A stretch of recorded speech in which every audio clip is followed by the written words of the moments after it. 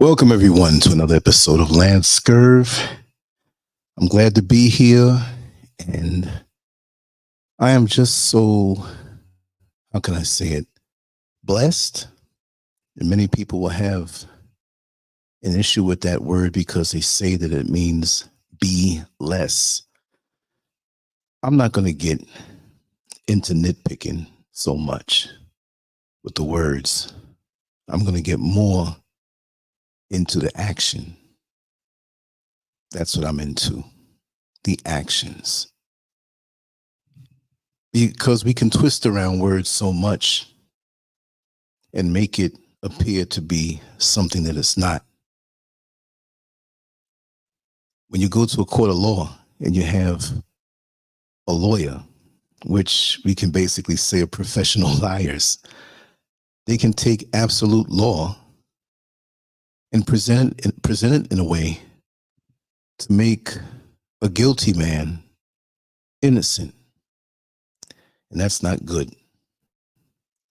So when we see these situations like this in the world, and we see how we can twist things around and beat certain laws, we don't have too much faith, may I say. Blessed and faith. What am I turning into here now, right? Look at the words that I'm using. Well, we don't have too much faith in it because we know that it can be twisted around. But that's man's law. But the law in nature, in divine law, could never be twisted around.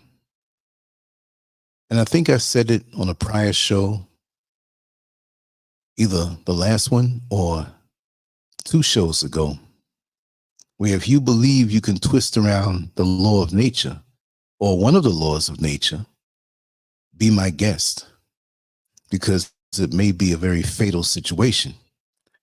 Now, if you go to a high rise and think you can negotiate with the law of gravity, well, use whatever words you think you can use and jump off the building and see if you can negotiate with the law of gravity, which is a natural law. You can't.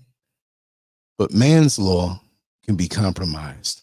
Man's law can be altered in a way, and the most convincing person who twists it around, well, they'll definitely find out the hard way.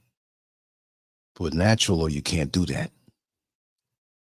Now, I have to say, for right now, I mean, it is truthful right now that it is 2:19 a.m. in West. No, it's even later in the East, in West Africa right now. So I'm not going to stay on for 5 hours. I just had a thought that I wanted to speak on. A thought that was stimulated in a conversation earlier from a very great individual who I speak with every day. And when you have these types of connections on a divine level and close on many levels, everything you do flows. Everything, all the parts are working like a brand new engine or one that is reconditioned. Everything runs smoothly. And when you are chosen ones, and kindred spirits, and in alignment with each other, and in alignment on your own also, great things happen. It's just like when you see a child that's well-mannered, well cared for, well loved, well taken care of, but extremely mannerable. And you don't see the parents or parent. I can't leave out the single mothers and single fathers. You can't help but say to yourself, wow, who are your parents? Now, there are many children who may have had bad influences in their parents, and the parents can't take credit for that. Oftentimes, those parents have allowed their children to endure great trauma, and they had to pull themselves up out of it themselves. So kudos to those children who, in their years of trauma, pulled themselves out of it by self-care and self-healing, and it can be done. And for those who may have been crushed beyond what they may say, beyond coming back, you can do it. You just have to reallocate your energies and focus on yourself, and do not let anybody make it seem as though or appear to be that you're self-centered. You have to be self-centered when you're healing up from trauma. But when you have that child who either pulled themselves up or had the parents or parent that did well by them, they represent something that you don't see. You don't see the parents. It could be in the supermarket where pretty much the parent or parents say, hey, go back and get your favorite ice cream. You've been a good kid this week. You did good in school. So go back and get your favorite ice cream. We're going to treat you to that. We're going to treat you to more later on. And you don't see the parents, but when you go by the freezer, you're standing by there, and here comes a youngster and says, excuse me, sir, or excuse me, ma'am, may I reach for the ice cream? I'm sorry to bother you. And they do it, and they say, have a wonderful evening. And you say, whoa, this is not really the norm of what I see. Not to say that they're not good children out there, but you say, my God, this is different. So when you see that child in the checkout line with the parents, or the parent, or the aunt, the grandparent, whoever raised them, you're compelled to say something to that parent. And you'll say, excuse me, I just have to tell you, your child is very mannerable and very articulate. And that shows how you've raised them. And I have to say thank you, because that's not the norm. Hopefully we can make it the norm one day, right? But we have to change ourselves as the caretakers of our children and influence them over what social media does to their mind. But today I wanted to talk about, or rather tonight, and I can't really say that because in some part of the world it's daybreak and noon and lunchtime, evening, sunset, night. We have so many different time zones over the world. And I was speaking with someone who was on the West Coast of America, and I'm here in West Africa, and 8 hours separate the time. And I said, wow, the world's got to be big, because if you're on the West Coast of America and I'm in West Africa in Ghana, and it's only 8 hours and there's 24 hours in a day, there's got to be 16 more time zones circling the earth. Earth is big. But at the same time, it's like a speck of dust. Not even that in the whole universe. Really and truly, it's not even a speck of dust. That's amazing, and that's frightening at the same time.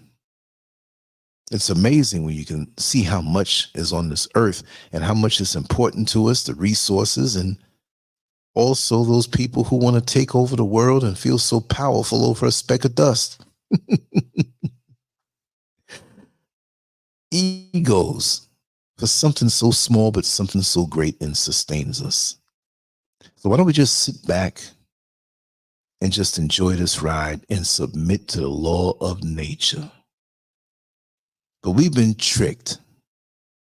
Again, I'm going to say the title for those who are listening to this and didn't see it. Maybe you're listening to this on one of the podcasting platforms, which I have to say with those, the shows go up after the fact, maybe a couple of hours, maybe a day, depending on the time they let me download it.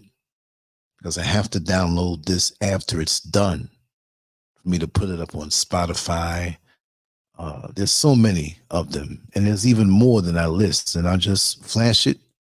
It's just an easy way to listen to the shows. Now, where is it now? Oh man, I must have deleted it. Okay, still, I'll get it up there before the show's over. I have it flash on the banner. But anyway, we've been tricked. If you look at this scene in front of you on this banner, you see a man and a woman sitting on a soggy, dirty mattress, sunken down. Or is it a mattress or a box spring or just a mattress? You see, this place is not clean. It's in disarray. The windows, the walls, the dirty floors, the stuff piled up on the table, the bottles of water. I'm quite sure there's no water in it anymore. These people look very depressed. These people look almost hopeless, not because we're saying they're hopeless, but because they're hopeless in their mind.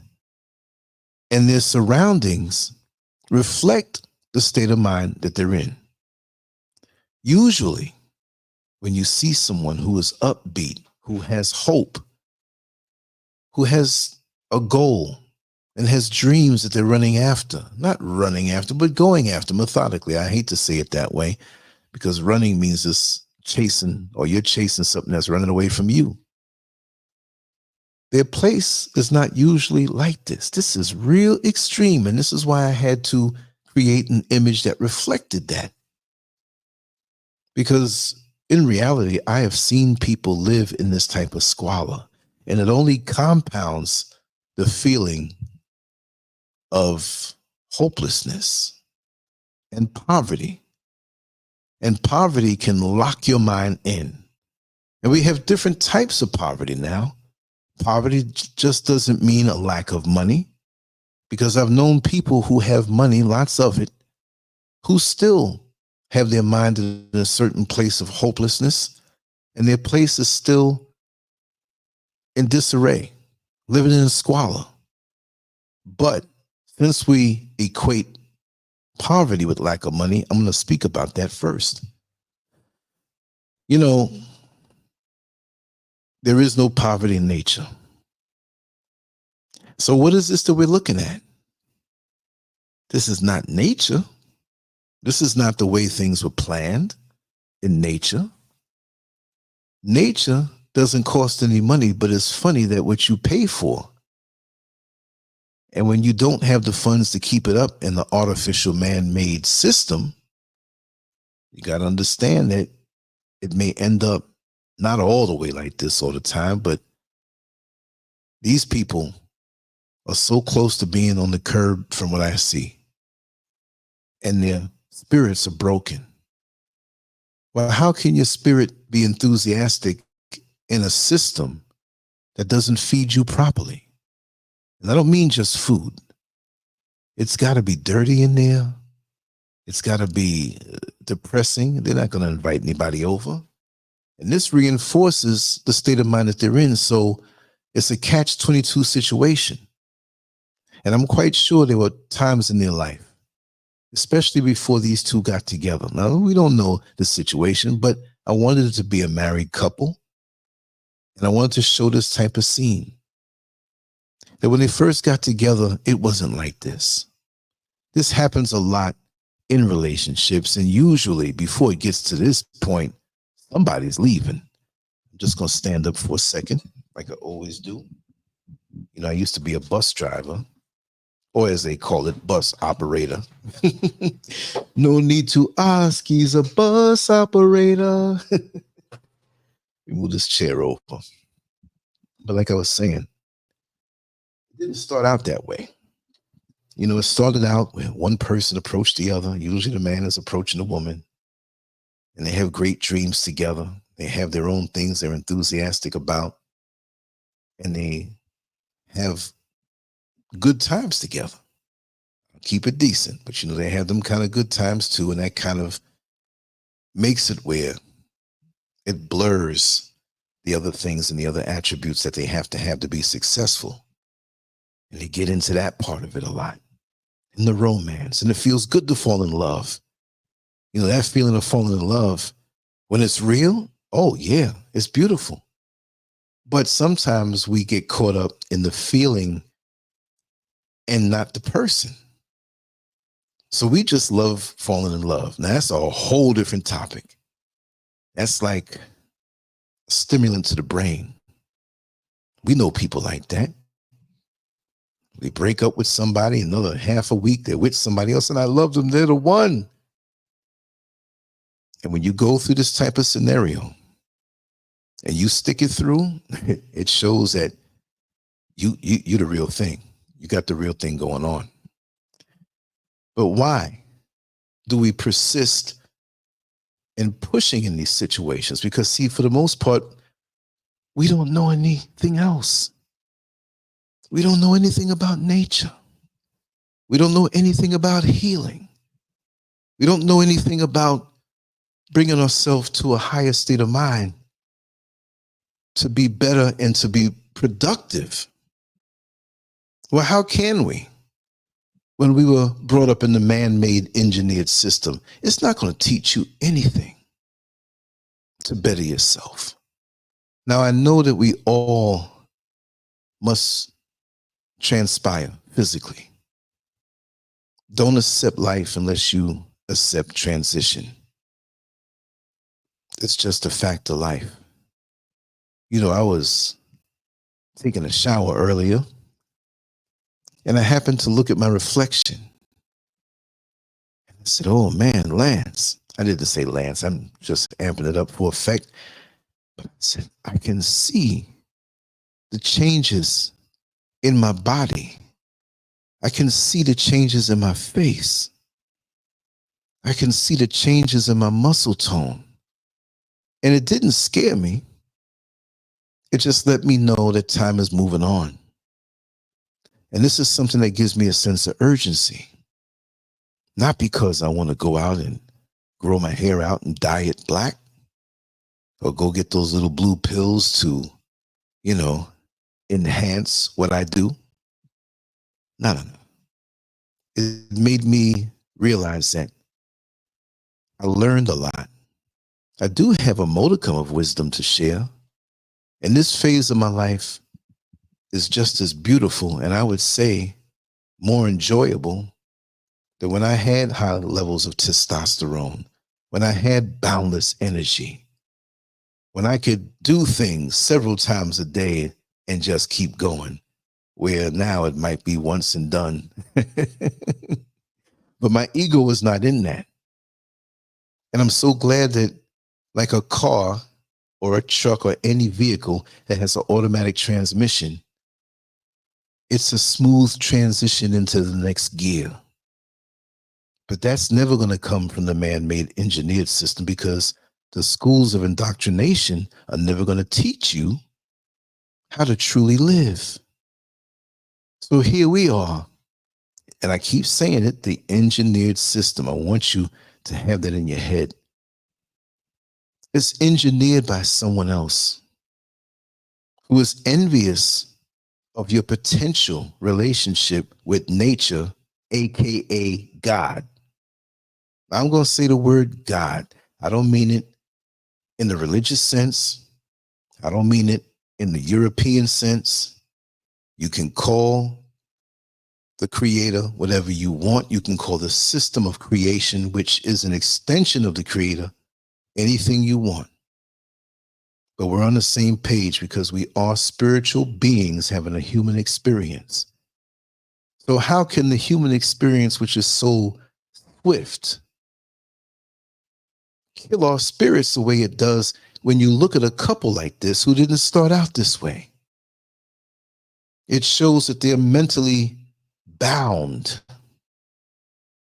They have what's left of their health, and they look to be not an elderly person who feels that there's more years behind them, but they may not be taking care of themselves because of the poverty that they're in according to the engineered system. Because you see, in nature, or there's no poverty in nature, right? It's something that robs something out of your spirit. It's amazing how we don't see the truth for what it is. Let's just take a look at a few things. Living in poverty can have numerous disadvantages and negative effects on individuals and communities. While the specific challenges can vary, here are some drawbacks associated with poverty. Limited access to education. Poverty often restricts access to quality education. Let's just say good education, not the indoctrination. Children from impoverished families may face barriers such as lack of resources for school supplies, uniforms, and transportation.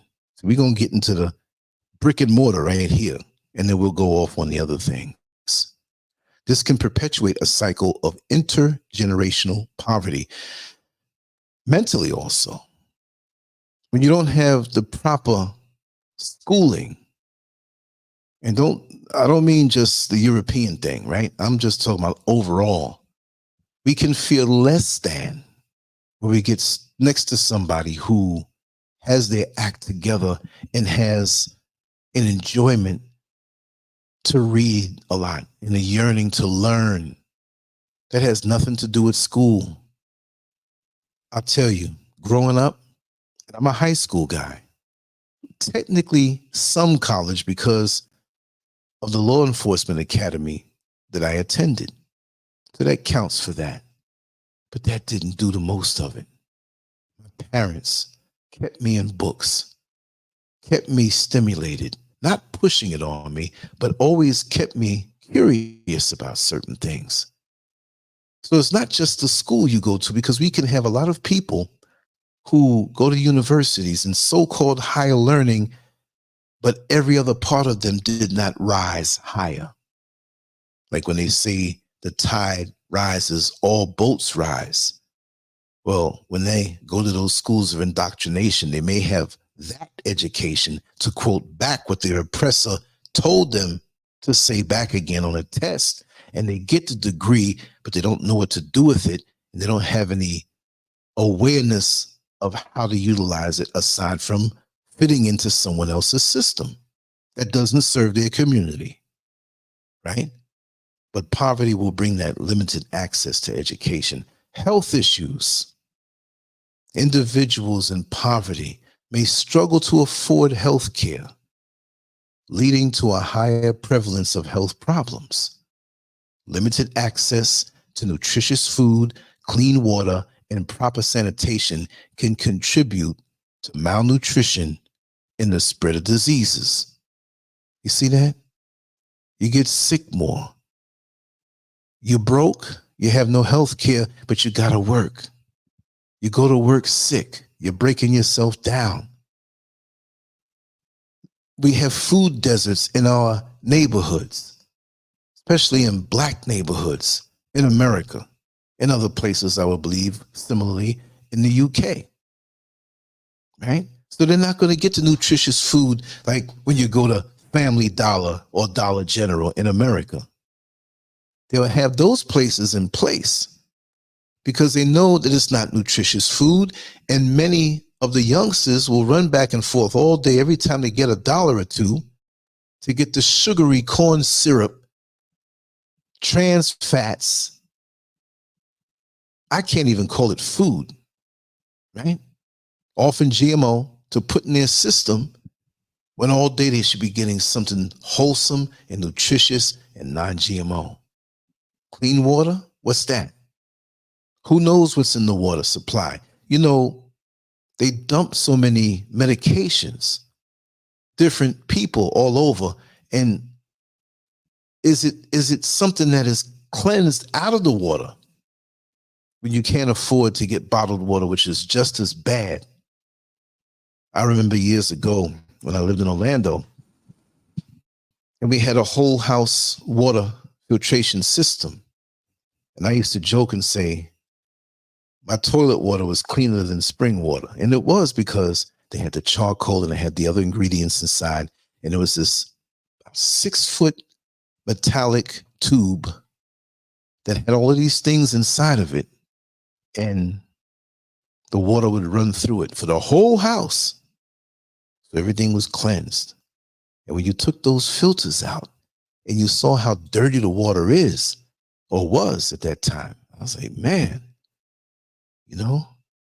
And when they did a test, when they sold it to us, and they showed how they brought various, and they told us ahead of time, you go and you pick get a little thing of a little bottle of water, get different brands.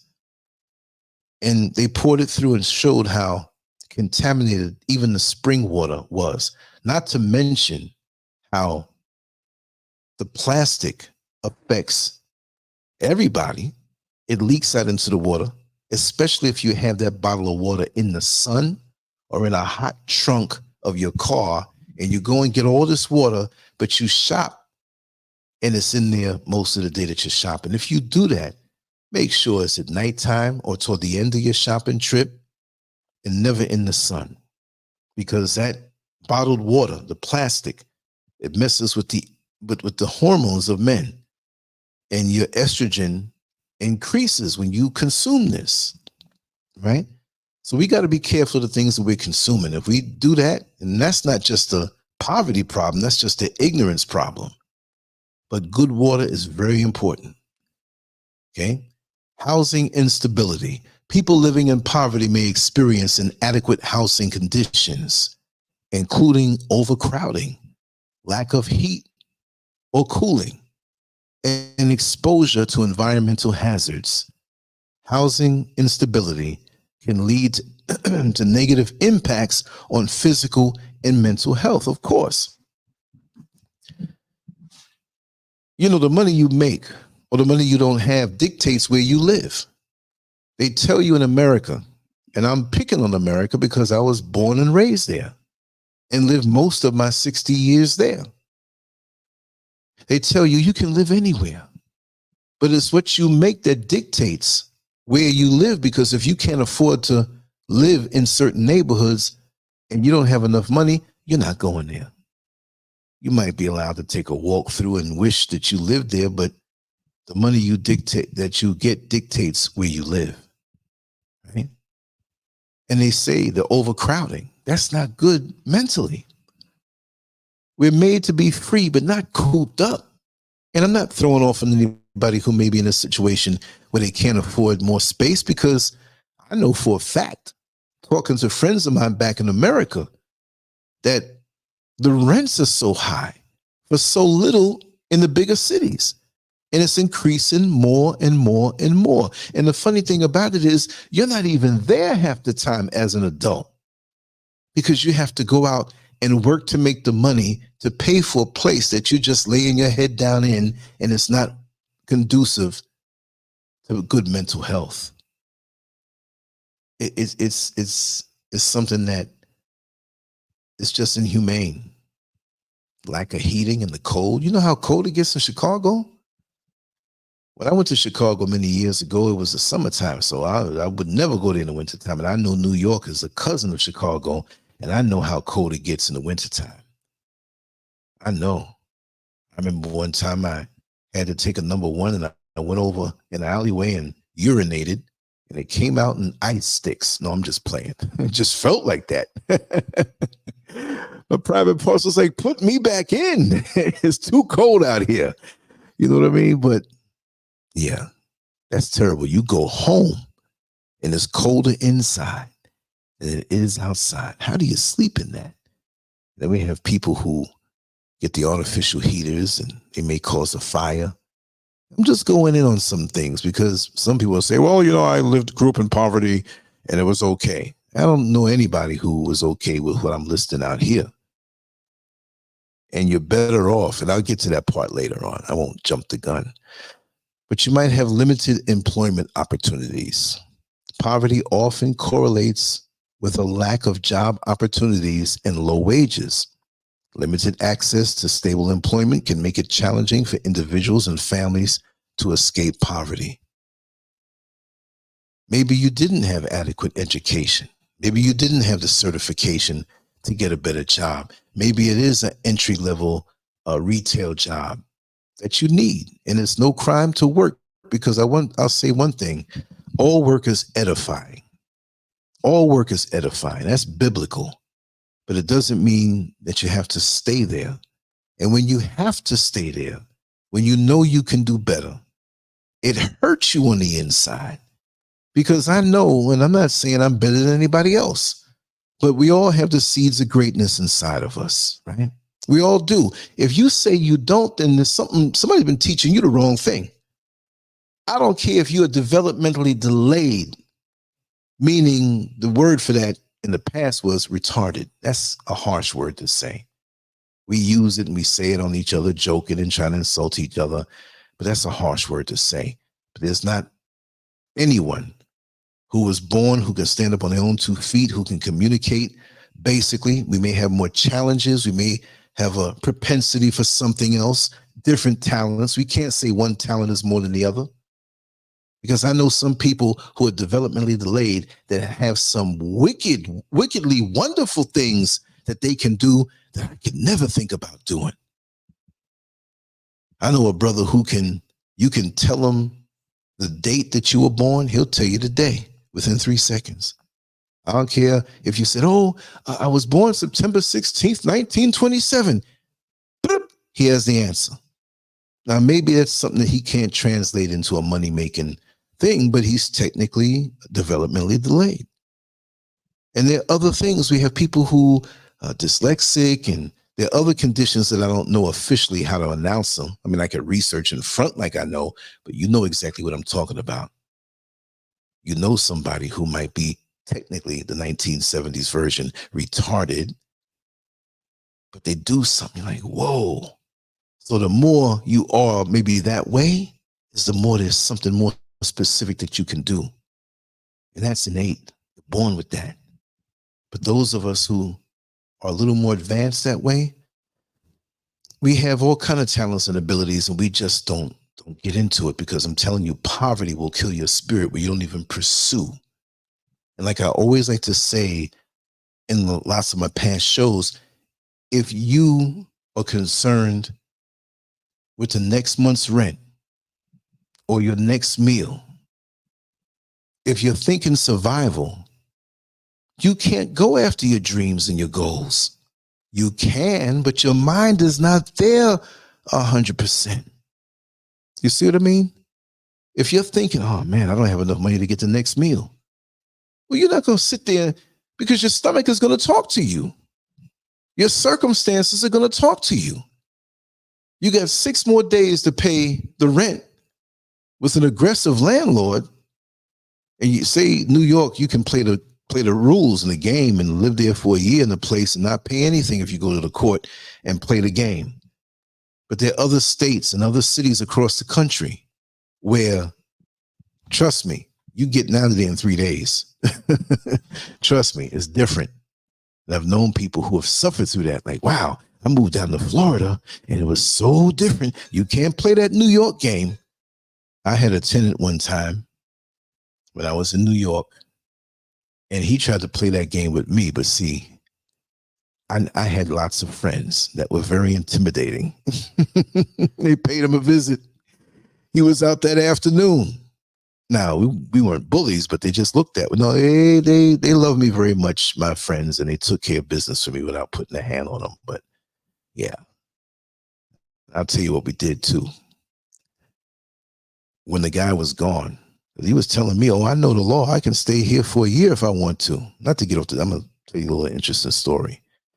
So he changed the locks. The door was locked. The door I bought, he wasn't home. So we kicked it in. He kicked it in. I'm not supposed to do that. But I knew it was coming. And so my 8 burly football player looking, half of them served prison time type friends of mine, just went on and sat on the couch up there and sat on the bed. when he went upstairs. I know he wished he had a diaper on. And I was downstairs. He walked past me and looked at me all funny. And he sort of, the door was off the hinges and he went upstairs and he was cussing like, you can't do this, you can't just, I mean, I gave it away that he was Jamaican. It doesn't matter, but that's that spirit. And so when he went up and saw those guys sitting there, laying back on his bed, eating his food, just, and looking at him, he was out. Brother, just give me a little time, just give me a little time to get out of there, But see, some guys, they think that accent, like my father's Jamaican, and he came from a different pedigree. He wasn't one of the clown Jamaicans that act that way, that think that if they say the accent a little bit, it's going to put fear in your heart. Nah, that don't work on me. Please. That's like Italian guys who say, I am connected. Like all the Italian guys in the mafia when they want to act tough. Please stop going in on those stereotypes. It ain't right. Here we go. Higher crime rates. Poverty is linked to higher crime rates in many areas. Economic deprivation can contribute to an increased likelihood of engaging in criminal activities as individuals may resort to illegal means to meet their basic needs. We know that. My baby got to eat, man. I don't care if I got to sling some rocks. My baby got to eat. Then you go rob the local bodega, corner store, man. I love you, man, but, it happens. And what do you think is going to happen if this economy drops? I mean, it's not a conspiracy theory thing. You see how we're being moved close to the edge where the dollars that we work for, or the pounds in the UK, right? They're diminishing. Less buying power. Nature doesn't leave you like that. Nature is free. I never saw a mango tree call me back for picking a mango for free and say, hey, man, you got to give me $8 for that mango. It's GMO free. You just picked it. It's fresh and full of nutrition in the sun. No, nature is free. And it's funny that when you live in the engineered man-made system, you got to pay for something out of nature that's even subpar that was picked months ago. Or something that was genetically engineered to have a longer shelf life that really doesn't resonate with your body and give you the proper nutrition. How about that? Ain't that something? How they done flip the script on us and lie and want to tell us that we're overpopulated on the earth. And I know for a fact, I will listen to a lecture, trust me, and I'll have to dig it up, but I'm not going to lie to you, that you can take everybody. Remember the song, everybody, body, needs somebody to love. I don't know. My mind is wired crazy, so I don't even hold back. That's just what I do. But you can take everybody on the planet and drop them in the motherland and still have enough land around you where you don't live near your neighbor. But they're selling you that lie. And that's what it is. It's a lie. A big fat lie. And we believe this thing. And see, in the bigger cities, look at America. Let's just take America alone. You go to New York, Chicago, Philadelphia, Washington, Dallas, Houston, Los Angeles, wherever. You have a bigger city, right? And it seems so packed. But when you leave out of the bigger city and go on the interstate, then you see how much land is around. You're like, wait a second. We've been driving miles and miles and miles. We may have passed a small little town, but depending on what state you're in, when you get out of the big city, there's so much space. And what I found out recently, I can't give you the exact percentage, but the majority of the population in America is more toward the east. I'm not sure exactly where they split it, but let's say we can split it down the middle or a little bit, maybe 2/3 to the right. If you broke it up in 3 parts, in the east was the first third, in the middle, Midwest was, the middle, and you have the West Coast. The majority of the population lives toward the east, not just on the east, but toward the east. Even though we have Los Angeles and all up and down the West Coast, places that are populated, there's a lot of land in the middle of America that you can go for miles and miles. What is it, Montana? The same way? That's amazing to me. It's amazing to me how they lie and insinuate and bring us to a panic to make us think that we're running out of resources when nature is rich. Nature doesn't charge you. But the enemy carved up this land and fooled us into using money as something of value. And we give our life force to our oppressors who exploit us out of fear. We give them years of our life force, and they turn around and give us paper money that can burn. That's nothing. But we give value to it. What if we all decided we're not dealing with this system anymore? Some of us would be gung-ho for it, and some of us would say, Lance, that's a really good idea, but I got children and I can't take a risk. And I can understand that concern. I'm not saying put yourself at risk. All I'm saying is that if we did show unity and buck the system and understand that nature is the only thing that's going to save us, we're doomed.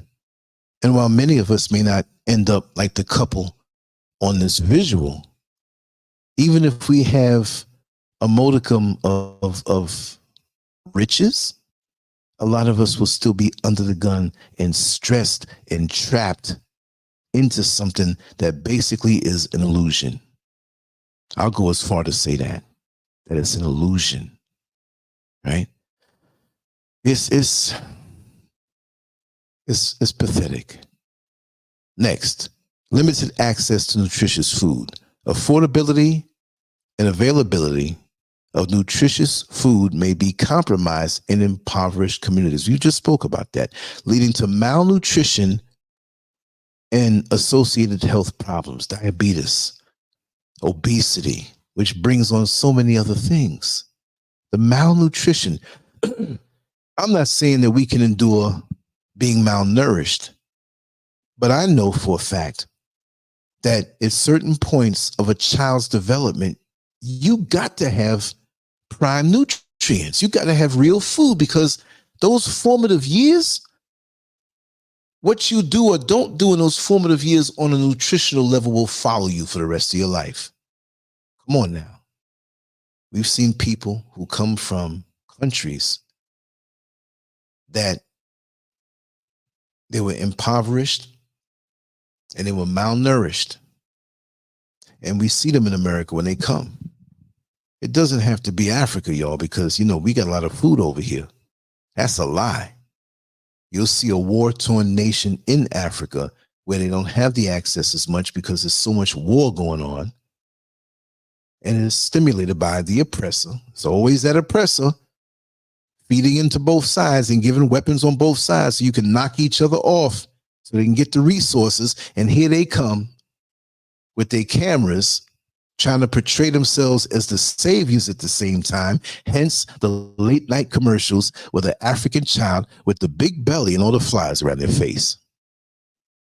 Ain't nobody over here going hungry, y'all. In a natural environment, if it's something of war, and you have countries here that are a little more unstable because of the interference of those other entities that are salivating over the resources their countries don't have. So they have to compromise the politicians, the puppet leaders of those nations who are whores and will sell out the people so their children can have an education in Europe or America, or they can have land in Europe or America and live what they think is the high life, while their people suffer and don't benefit from the resources underfoot. Isn't that something? Isn't that something? I just took a look at the chat room, and you're right, Angel Spills. I'm gonna put it up on the facts. The entire global population can fit inside Texas. That's even, I'm not saying worse, like it's bad, but I'm saying that's even worse than saying the whole of Africa. Ain't that something? Texas alone? Wow. Thank you for that. I didn't even know that. I thought I was saying something when I spoke on the motherland. But and I know you know what you're talking about, Angel Spills. And for anybody else that came into the chat room that I didn't acknowledge, don't take it to heart. I'm very fatigued right now, but I'm loving this flow, and I'm loving the fact that you all are here. And I was determined to get something done today, which is 3:02 in the morning for me. And for those on the East Coast, it's still 10:02. But I had several runs to do today and several things that took me away from that and stuff that I had to handle as soon as I got up on a computer handling certain business. So don't think I'm slacking. You know, so those who support the channel by sharing and liking and even donating, I ain't never gonna stop until the good Lord calls me home. And I say that in a comical way, right? So some people will send me an email. What you turn into a Christian? Come on, y'all. We all were raised with certain influences. We got older and we realized the deal, but I still talk a certain way. Here we go. Psychological stress. The constant struggle to meet basic needs coupled with the lack of resources can result in chronic stress and mental health issues. The psychological toll of poverty can affect both individuals and families. It kills your spirit because this thing just never goes away. The constant struggle to meet basic needs coupled with the lack of resources. The poverty mindset. And let me just say, let's throw religion in there. How come all the poor black communities got churches on every corner and in the middle of every block? And those preachers, while they may not be mega preachers, they're doing kind of well. If they knew so much, right? They're talking the pie in the sky foolishness. If they knew so much, and many of these men are educated men. Many of these men are hooked up in groups. I won't say. You know who I'm talking about. You know who I'm talking about. Come on, baby. Hey, let the truth come out. Why can't those pastors in those impoverished places in America and the world, right? Why can't they help? First of all, to stop the constant struggle to meet basic needs. We ain't talking about no stale loaves of bread that the bakery donated and said that maybe for a tax write-off that, you know, they ain't doing nothing good. Hey, stuff is getting moldy. Just pick off the moldy parts and eat the bread. You just happy getting all the bread. You just happy getting all the stuff. Oh yeah, they got milk and they got bread. Now you're walking around full of gluten and your gut blowing up and you got all this mucus and you don't know why. Why don't they give you anything good? Ain't nothing good in that. Why can't they mobilize and teach the youth and help some of the older folks who don't know anything about budgeting, right? Why can't they do that? The little money they have to maximize it instead of sending your kids to the Family Dollar or the Dollar General store every 5 minutes. Mommy, I want cheese doodles. And you don't have your dinner made yet, so you give them a little change to go and fill themselves up so they can embalm themselves and eat this junk that changes up their hormones and the balance of their body. Little black boys years ago, they used to have little abdominals. Now, little black boys got D cups now, running down the street, huffing and puffing. And I'm not making fun of people, but you have to break it down direct, raw, bold, and uncut to make people see it. You can't, well, you know, he'll grow out of that baby fat. That ain't no damn baby fat. In that fat is so much toxicity that's laying there and all the different chemicals in food. It got to a point years ago when I wanted to have a little potato chip. I'd get the potatoes and slice them thin and bake them bad boys. You see, there are things that you can do to take back your health, but they warped us with these things that are so easy to buy. And here we have little kids shaking the little bags of potato chips to see which one got more potato chips. It shouldn't be that way. Those are not talents and abilities. That's not a bargain. The constant struggle to meet basic needs. Social stigma and discrimination. Those living in poverty may face social stigma and discrimination, which can exacerbate feelings of isolation and low self-esteem. This can further impede their ability to escape poverty. Little kids don't have the designer clothes that the other little kids have. And the other little kids that have it, their parents may have a little hustle or make a little more money and be so caught up in the things they say. You live in, and I'm not saying this for anybody here, because while I may know the personal situations of some and some I don't know, this is just something I would say in general.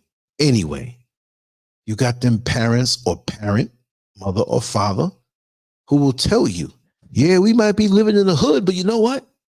My kid wears the best. So you try to say, well, pair of pants or sneakers, what's the best? Well, they wear designer clothes. And just as much of a fool as you are, and it's wrong to call a child a fool, but if you have a stupid environment, I won't just say the parents, I'm not going to knock anybody in a condescending way. We got to be real. And like Cheryl Lynn said in the song in 78, to be real. Listen, unless we face it, how are we going to change it? You go to the doctor when you have an ache of pain or some issue that you know is not right. You going to cuss the doctor out when he tells you what's wrong? Because you got to know what's malfunctioning to know how to fix it. Do you cuss out your mechanic when you take the car in? You want to sometime if he's going to charge you a whole lot. But if you let that thing go and deteriorate so much, the problem is going to be worse down the line. And we're teaching our kids the wrong thing. We know there's a stigma and discrimination, and kids can be, rough. Well, look, you got your stuff from Walmart. What kind of sneakers are those? Listen, you see them little Indian kids from India coming over here. You see them little Asian kids. I'm not putting nobody over, but most of them, they ain't wearing that crap. And we don't knock them for it. We don't ridicule them for it, because we know that a lot of, especially culturally, they push them now. We know that they push them so much that I know in Japan, there's a lot of suicide because they're forced to achieve the pressure. So I will say, oh, they're smart, whatever. It's a happy medium that we have to have. But I'd rather push, and not to the point of our child or grown-ups having, committing suicide, but this trash of wearing designer clothes that makes you better, and you in there flossing. Your little children are flossing. Yeah, I got the new Jordans, and I got the new this and whatever, and they ain't got a damn lick of sense in their head, only to go on and perpetuate and continue the cycle of poverty, working for someone else, which I'm not knocking that either, because we got to crawl before we walk. Everybody's situation is different. I'm just saying, let the desire be something higher. Instill in them to have their own thing from the seeds of greatness that they were given, that they can exploit back the system the way the system exploits them. Learn the system and exploit it back. Have your own side hustle, which can go into, and I don't mean hustle like something in the street that's not right for our people. I said not right for our people. Poison. It's just selling. You're selling crack and slinging rocks and whatever. See, the system exploits us and gives us subpar stuff. So we got to get out of it enough to do what we need to do and play it back on them. But they don't want to hear nobody talking about that. We need to shadow ban LANCESCURV. We're talking too much crap. Right? Limited access to financial services. Individuals in poverty often lack access to banking and financial services, making it difficult to save money, build credit, or invest in opportunities for economic advancement. See, a lot of us shy away from that, to know how money works. We look at it as a white people thing. Come on, you know, I'm not saying anybody here because I learn a lot from many who are here. But it's the other that oh yes, this is what they do. But as soon as we get money in our hand, just like Brother Neil Frazier had taught us, it just goes right out of our hand to someone else. In other communities, we spend with each other, but if we don't have something to spend on and we're just consumers, it's not going to stay. How many of you have tried to fill a cup that has no bottom with water? It looks like you're filling the cup, but it ain't going to hold nothing because there's no bottom. We have no bottom foundation of knowledge, so our cup don't hold nothing as consumers. How about that? And we shy away from those things, but when we get money, we don't know what to do with it, how to leverage it, how to have discipline with it. I went all the way down into the town today, left the mountains, went down to the town for the few items that I needed to get. And my thinking has improved. Wasn't bad before, but there's no emotion toward money or emotion toward I just get what I need. And even then I'm looking in the car like, okay, we can get this stuff out the backyard. We don't need that, but I do need this until I'm more off the grid. But I'm not spending no more money on this and that. All the while, there are Christmas trees down by the mall in Africa now. So it's not just the financial stuff. Now, mommy, I want this and I want that. Same way like America. They're working on the minds of the children here to be consumers with all of the gold underfoot, all of the cocoa that the world enjoys, all of the things that are here in a great abundance. And you looking at something that somebody else made for you from China, from India, from different countries.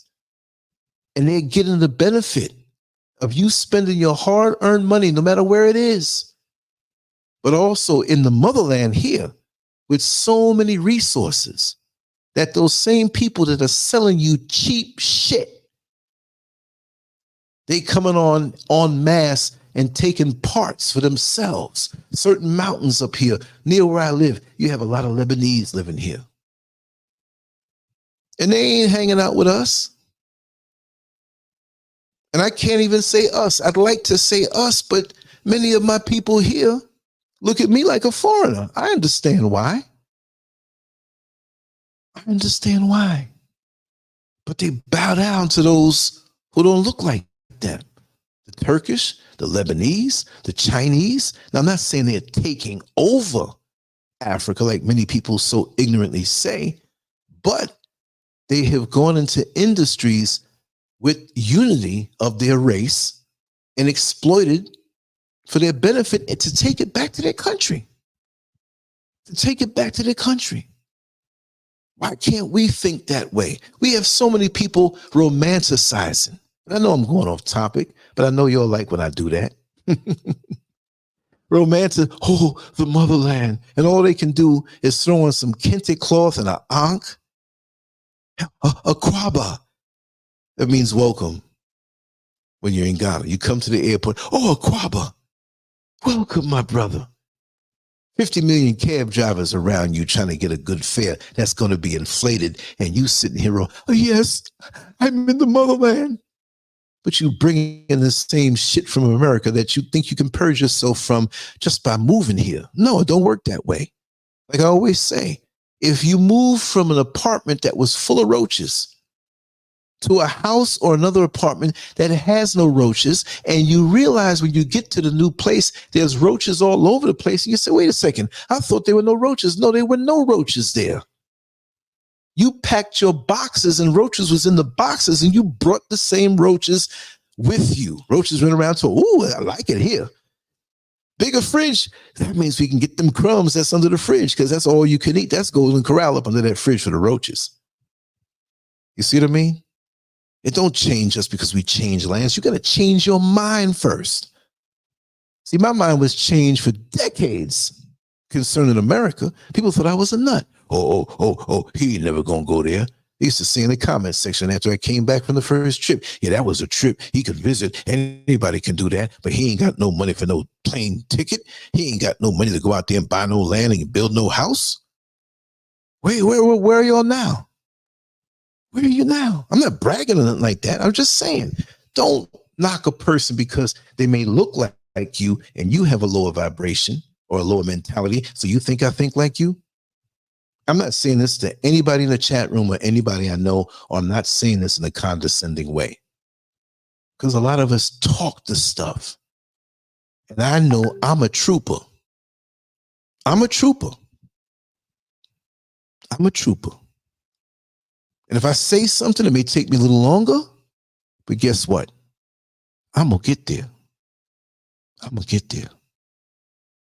I'm going to get there. I see on Instagram that my stream might be over. Let me see. I didn't know if there was any limitations. So just give me a second to click the button on my other computer to see what's going on over there.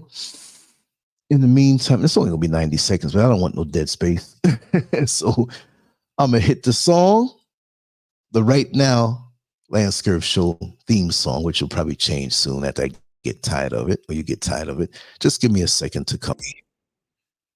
Okay, one computer said one thing. I'm leaving it alone. It looks like it's still going on live on Instagram, so I'm not going to touch it. Maybe it cut off. I don't know. I'm still new to this, and I'm getting different tutorials that are saying different things, but I got further along with it as opposed to the other night when there was a lot of echoing. So I had to set it up on a different computer. I had both programs going on at the same computer. It was all this echoing. So it made a little progress. So that's good. But let me continue on, right? Cycle of generational poverty. Poverty can be passed down from one generation to the next, creating a cycle that is challenging to break. Limited access to education and resources can perpetuate poverty within families. It's not just a mental thing. I hate to say it, but for many, it's a way of life and a mental thing. And unfortunately, our children,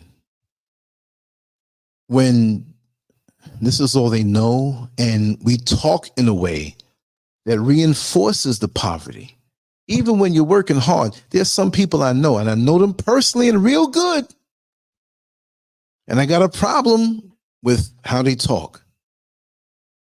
And they're not here right now, but if they hear this, they're going to know I'm talking about them because I despise the way they talk. You project something, right? And you have to reject this. And if this happens to be you and I don't know it, I'm not throwing off on you because I don't know. And you say, you know what? Within the next 3 years, I plan to do this. And it may not be just going to the corner store and getting a pack of bubble gum. They ain't going to challenge you on that. It may be something sizable. They'll bust out into about, oh, you got money for that? Do you have money? So what you're really saying is that I don't have money. Like, okay, we know, I mean, I say it, that money is the cheap exchange that you get for giving your life force to a job or an employer. Now, we know we need the money in the system, but we can be in the system and have our mind out of the system. The goal is to get away from the clutches of the system. That you're going to be on a job and well, maybe I'll get a little 25 cents on my next review. What kind of mess is that? When the price of everything is going up and inflation is through the roof. You're being beat down. I'm tired of saying it, but the 2016 dollar is only 13 cents of the 1973 dollar. That really impacted me when I was told that by the statistician that used to ride my bus, who was blackballed for, you know, being in corporate America and being real about it. White man told me. We had great conversations. I have old shows that he's on. And he was homeless. He was blackballed by corporate America in the lane that he worked in from the 70s on up. His last good days were the early 90s. Here I am in 2016 talking to him. He had old pictures of him with expensive. He was getting paid well, but he stepped on the wrong toes. So it's not my fight, but it's not just black people getting it. But we have to focus on ourselves as a community. If we even see ourselves as a community, first we got to see ourselves. We don't have to be monolithic. You don't have to have the same religion, but have a sense of spirituality and unity, right? Unity, like they say, community, come unity. Come on, unity. Come unity. It's a neighborhood. Just, I'm next to this person, so it's a neighbor, but we don't commune. We have no unity. If you want to talk about words, talk about those damn words, because you telling me, oh, you can't say blessed because it means be less. Well, you're not talking about unity. If the words got power in it, then start using that. Community instead of hood. Neighborhood, that's even worse. You're not even a neighbor next to the person. You're talking about hood. The Klansmen wore hoods. They put a hood over your head before they chop your head off or hang you sometime. So if you want to play around with words, or you want to say, oh no, you cannot say in the week. There's an idiot I know who always pushing that.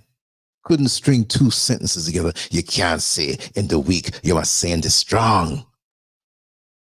And that joke is in so much debt. I'm not making fun of anybody, but we want to hear ourselves talk, be an example. For years, oh, Lance, you talking that Africa mess. You know you ain't really about that. Where are they now? And it don't mean this utopia because there's so much brainwashing going on over here. In some ways, it's even worse. And in some ways, it's better. And that's another show. I'll do a question and answer with that.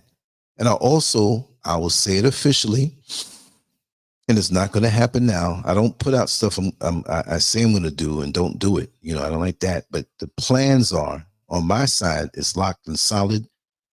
But there's a young lady who sells homes here and property that you can talk to directly when I get her on. All right? We talked extensively the other night. And because there are a lot of people coming over here to Ghana, and there are a lot of people who do listen, whether they comment in the comment section or not, they peep, and, you know, I'm not knocking them. A lot of trolls, a lot of haters, but there's wonderful people in the forefront and wonderful people here tonight. And a lot of our people are not here tonight. You know, I did an unexpected late show, so that's how it goes. But she's going to come on face to face with me. We're going to go to properties. She's very excited about that. And she's going to be the go-to person that I support because she's not a shyster. You know, we got a lot of people out here who are selling people dreams and they ripping them off in their face. You hear the stories. You go buy your land out there, you got to be careful because that land might be owned by 5 other people. And you find out it's like a big game of musical chairs. You try to sit down when the music stops and your butt don't have a place to sit. You might get one butt cheek on the seat, but you got 4 other people, 5 other people with falsified paperwork. So she's going to explain all that and usher in legit things. And I do know other people who have access to property. Now, there's one other person who I will, and you all know who she is, but I won't put a business out there. But this one here, I'll just put that out there. Probably around April. There are things I could have done from the next 2 weeks, but I want her here. She doesn't live here all the time. She's in Germany. She's a Black Ghanaian woman. She's lived in America. So she's not just somebody, you know, and she demanded loyalty out of me. And I said, listen, I will be loyal to you. You be loyal to me. I ain't ripping nobody off. If you come on and I push you, you ain't doing it. So I had to check her out. And I'm like, okay, cool. Before, admittedly, people have come on the platform, sounded good, and started to rip people off. I had to get up in their ass publicly.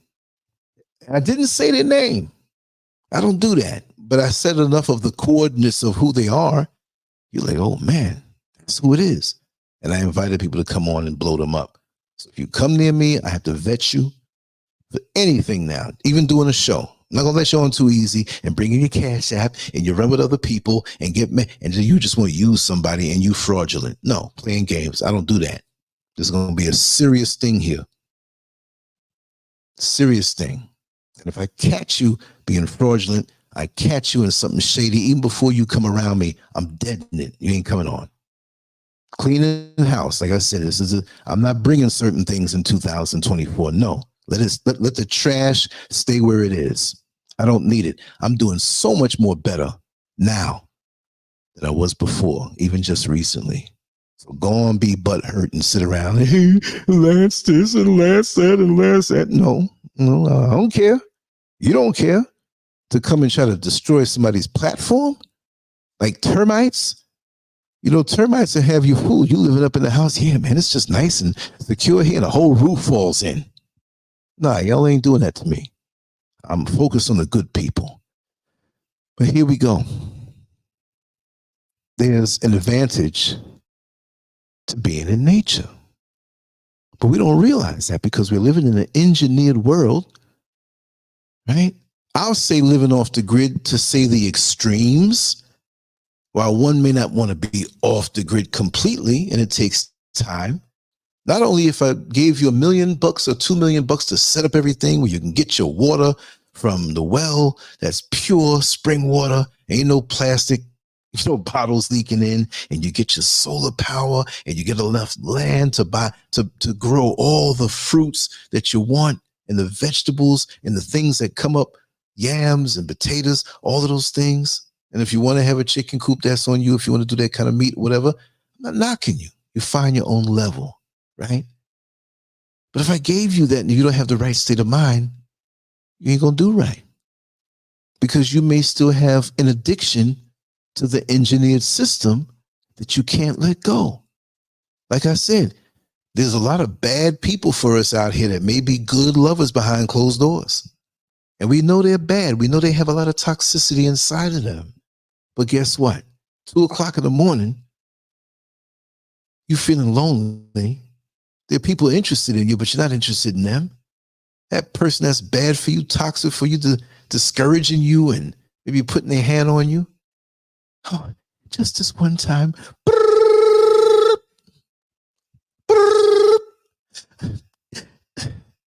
David, yes. I can't stand you. I hate you. I know, baby. What time you want me to come over? See, he know he got you. I need you now. Okay, I still got a key, right? You bastard, you duplicated the key I gave you. Oh, what, you don't want me to come over? No. Come on over, baby. Just come over. I'm not going to argue with you when you were cheating with those other women. Just come over. I love that little thing you do. You know what I love? Nobody can do it like you. All right, baby, I'm pulling up right now because I knew you was going to call me. So I was on my way for the last 30 minutes. He said,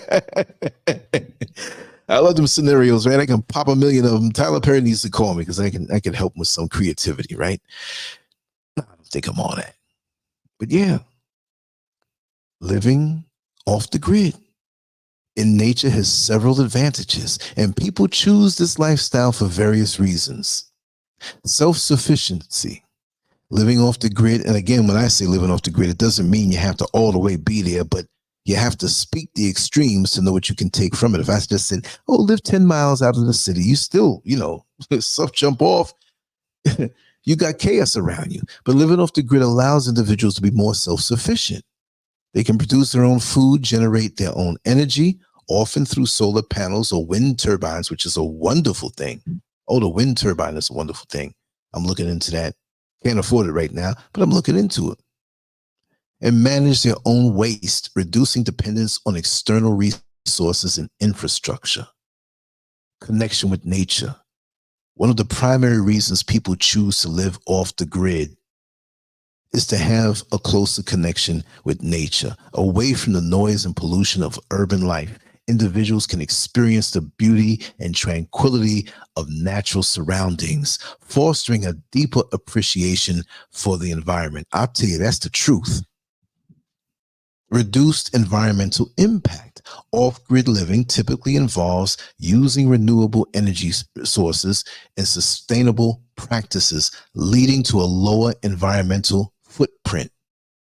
This lifestyle often encourages conservation and responsible resource management. Financial independence. By relying less on public utilities and infrastructure, off-grid individuals can achieve a degree of financial independence. Initial setup costs for off-grid systems may be high, but over time, the savings on utility bills can be significant. Increased resilience. Off-grid living can enhance resilience in the face of external disruptions such as power outages, natural disasters, or economic instability. Very important. Having your own systems for water, energy, and food production provides a level of security in uncertain times. Simplicity and minimalism. Living off the grid often involves a simpler and more minimalist lifestyle. People may find joy in reducing material possessions and focusing on what is truly essential, leading to a less cluttered and more intentional way of life. Health benefits. Access to clean air, natural light, and organic food can contribute to improved physical and mental well-being. The reduced exposure to pollutants and stressors commonly found in urban environments may positively impact health. Personal freedom. Off-grid living offers a sense of personal freedom and autonomy. Individuals can make decisions about their lifestyle, build structures, and design their living spaces without the constraints of urban planning regulations. I know that's right. Learning and skill development. Living off the grid often requires individuals to learn and develop various skills, such as gardening, animal husbandry, renewable energy management, and basic construction. This continual learning process can be fulfilling and empowering. I'll say it again. I know that's right. Community and social connection. Off-grid communities often form tight-knit groups with shared values and goals. This sense of community, hey, the word there, they didn't say sense of neighborhood or sense of hood. They said this sense of community can provide social support and a sense of belonging, fostering meaningful relationships with like-minded individuals. While there are clear advantages to living off the grid, it's essential to consider the challenges and responsibilities that come with it, such as initial setup costs, potential isolation, which can be good, and the need for ongoing maintenance of self-sustaining systems. What's wrong with that? The initial setup cost for certain things might be a little high, but some of us go out and buy that Lexus and know we can't afford it. And I'm not saying there are people out here who can't afford it. They can afford it, but do you really need it? To me, the dopest thing is to not have to depend on this engineered system. So some of us will brag about what we make in the engineered system and what we spend on our place.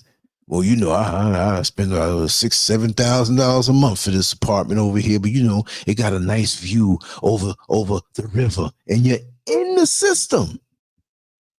And when them lights go out, or them supermarkets don't bring no more food, that nice view is not going to look too good. And I'm not being a doomsayer.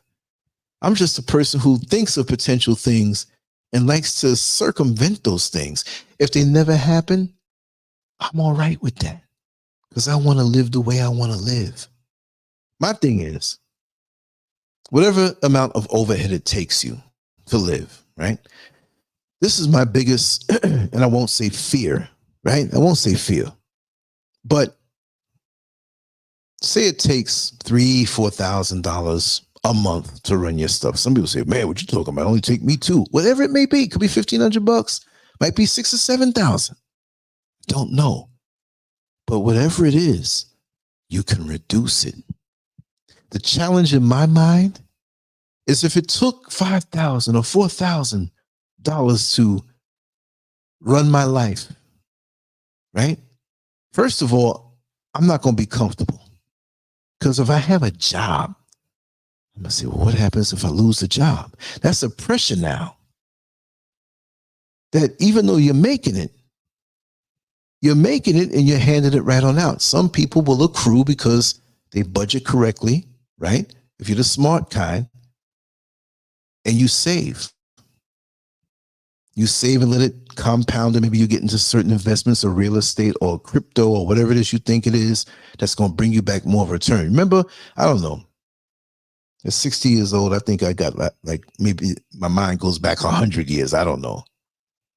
I'm an old 60 as far as my reach going back, but I'm not old. I'm getting older. Like I said earlier, I looked at myself naked and I'm like, man, my body don't look right like it used to. You know what I mean? We all go through that, and that's okay. But you know what's inside of my head? I didn't have. I was a smart young man. I didn't have this type of experience and what little wisdom. I don't want to say wisdom like I'm thinking I'm the almighty and I know everything and I'm the prophet. No, I'm not on that ego trip. I'm not on anything delusional. No. All I'm saying is that the challenge for me is to reduce my overhead. That would be wonderful. So if it takes $3,000 to run your monthly whatever, and I know it's for many it's more than that. Let's just say 3. Wouldn't it be nice to bring it down to 2? Wouldn't it nice to bring it down to 1,500, half of the 3,000? What if we can live where we have enough to maintain the 3,000, but all we got to do is pay 400? Ain't that something? Well, with a dollar, and I'm speaking for American when I say a dollar, this is anywhere in the world what kind of money you have. I know the American dollar is weak. So you actually spending more and putting more life force into the reduced dollars that you get. You go in to the chicken spot. You know, we ain't going to cook tonight. We're going to go to the chicken spot. We're going to get a bucket of chicken. And say the bucket, I don't know. It's been a long time since I went to a chicken spot to get some a bucket of chicken. I don't know how it was, a 15 piece or 12 piece or what. They have different sizes. Let's just say it was a 15 piece. You get this big bucket. Now this represents your money, y'all. You get this big bucket and you get 15 pieces, but the pieces of chicken are the size of chicken nuggets. Wouldn't you be mad?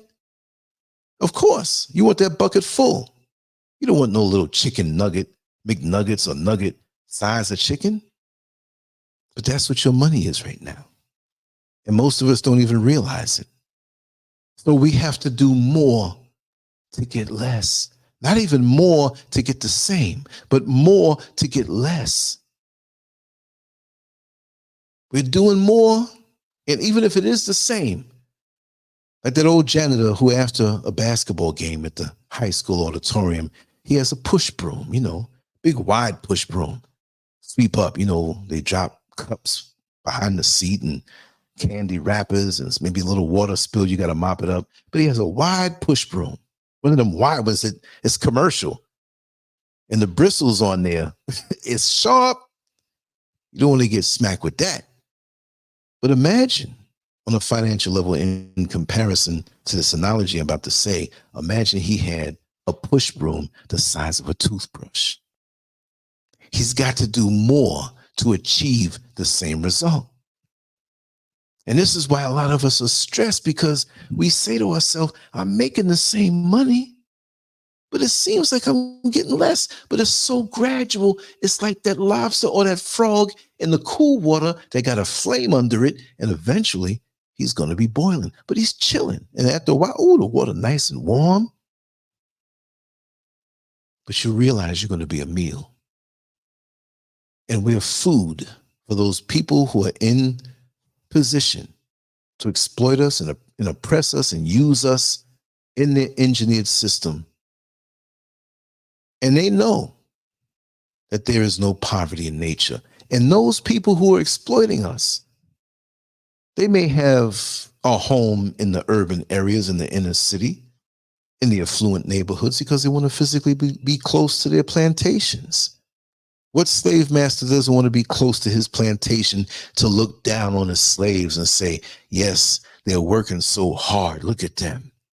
Next month, I'm going to Cancun.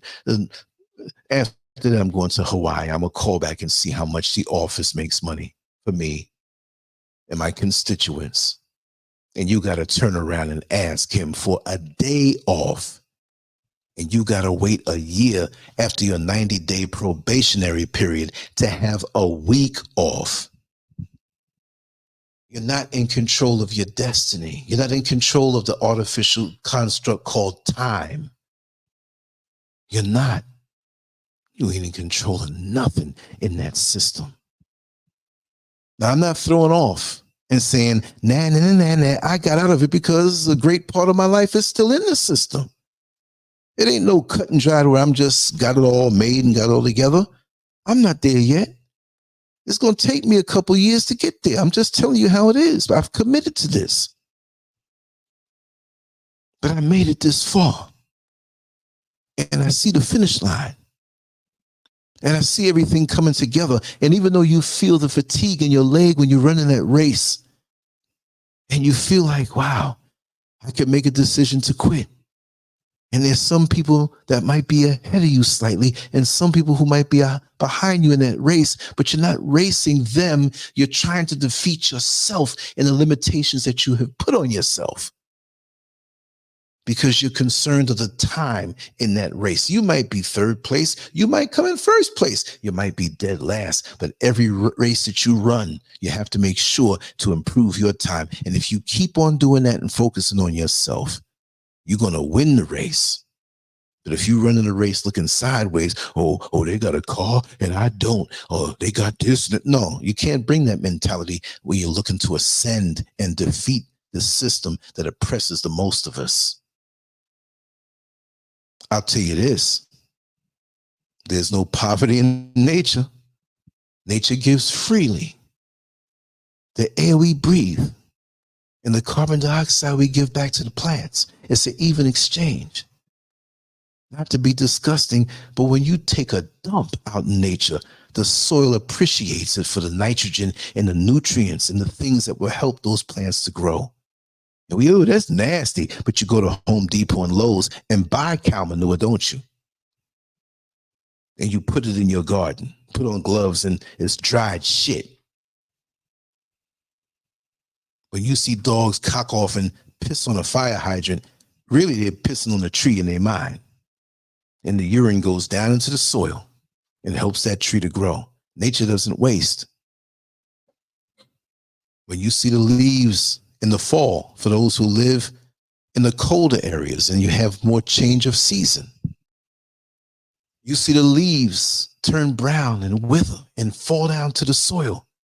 They disintegrate and deteriorate, and they feed the soil and into the roots. So it's a cycle of life.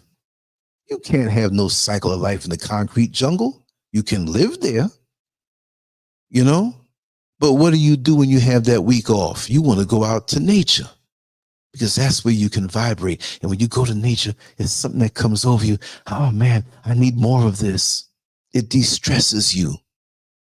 Grounding and connecting. Don't you know when you place your feet in the soil, that all of the electronic toxicity that hits you from sitting in front of a computer screen, looking at the blue light on your smartphone or your television, it goes right out of your feet down into the soil. So we're, that process is stopped because we wear shoes. Now, we can't walk around in the street in the urban areas with shoes. You're going to walk on glass. Somebody done spit. Some dog done made something. We step in it. That happened to me one time. Man, I was so mad. Running around my little block, when I was younger, barefoot. Stepped right in some dog doodle. Wasn't the worst thing in the world after all, but I'm just saying, who wants to do that? I don't even want to see my own doo-doo. Sorry to be so nasty, y'all. But there's value in that. But in the engineered system, we have waste. We have stress. The atmosphere does not de-stress you. You want to get out and go to vacation. And people who see when I take pictures out here up in the mountains, they say, man, you wake up to that every day? And see, people are waking up now. They see the value in that. Before, they want to build some big mansion somewhere, or even if it's a little house or some condo, and they brag about this place with noise. Not just the noise that your ear picks up, but the noise, spiritual noise, spiritual debris coming from toxic people that are stressed and they don't know what direction to go in, so they latch on to materialism. It's fleeting, but they think that that's the way to go. I'm trying to reduce overhead. I'm trying to reduce possessions. Yes, I want a home to shield me from the negative elements of nature. I don't want to lay out there and have mosquitoes biting me up. There's snakes up here in the mountains here in Ghana. I don't want no python or no king cobra sneaking up on me and biting my balls.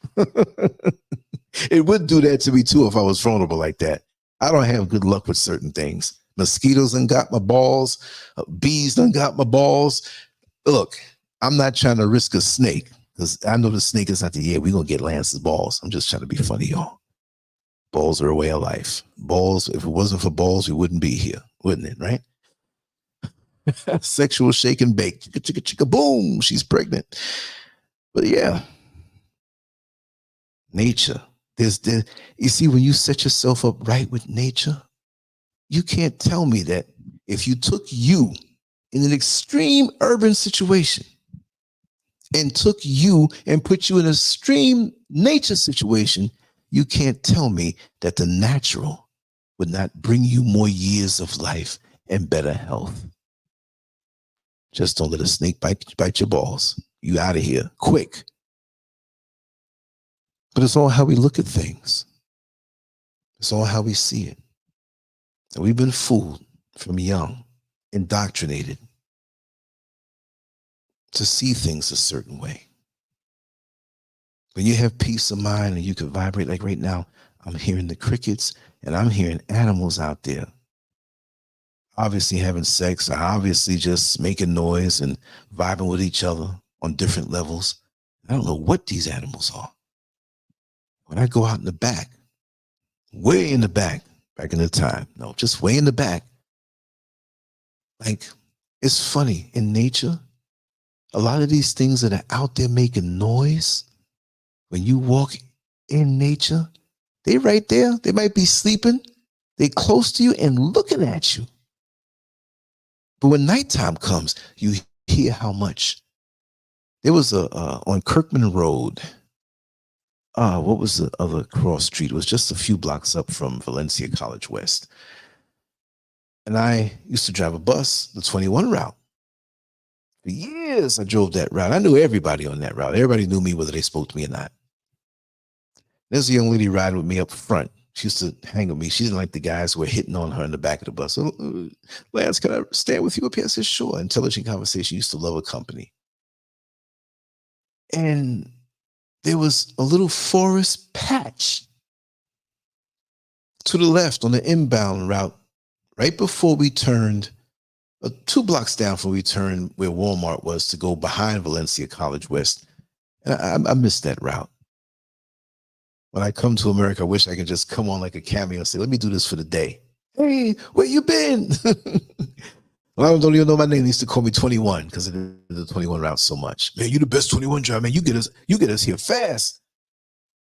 But the young lady was standing next to me. We were having a conversation and she gasped. I said, what's wrong? She's pointing. Let's look over there. This is my last inbound trip. I said, what? A bear. It was a huge behind bear in a very populated place in Orlando, Florida. So you don't know what's lurking in them woods. To me, it wasn't big enough to hide a bear. Like, where's this bear in the daytime? Where are his cubs or her cubs? But I like that.